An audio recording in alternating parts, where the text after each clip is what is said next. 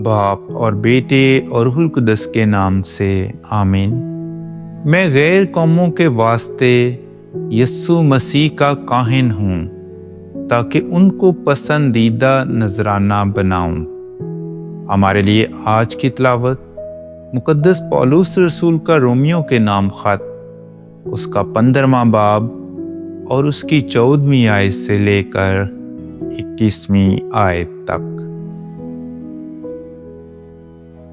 और ए मेरे भाइयों, मैं भी तो खुद तुम्हारे हक में ये यकीन रखता हूँ कि तुम नेक नियति से पुर और सारे इल्म से भरे हुए हो और एक दूसरे को नसीहत कर सकते हो।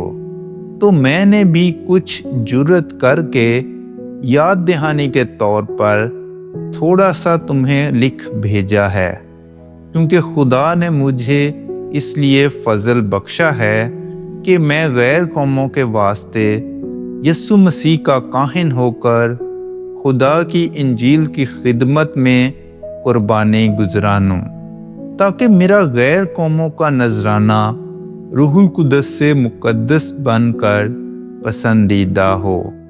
इसलिए खुदा के नज़दीक मसीह यस्सु में मेरे फ़ख्र की जगह है, क्योंकि मुझे और किसी बात के जिक्र करने की जरूरत नहीं सिवा उन बातों के जो मसीह ने गैर कौमों के ताबे करने के लिए कलाम और काम से, करिश्मों और करामतों की ताकत से और रूहुल कुदस की कुदरत से मेरे वसीले से की हैं। यहाँ तक कि मैंने यरूशलेम से लेकर इल्लुरुकून तक चारों तरफ मसीह की अंजील की पूरी मुनादी की, बल्कि मैंने ऐसा ठाना कि इस अंजील को वहाँ ना सुनाऊं जहाँ मसीह का नाम पहले लिया गया।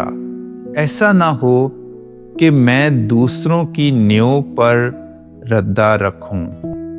मगर जैसा लिखा है कि जिन्हें उसकी खबर नहीं पहुंची वो उसे देखेंगे, और जिन्होंने नहीं सुना वो समझेंगे।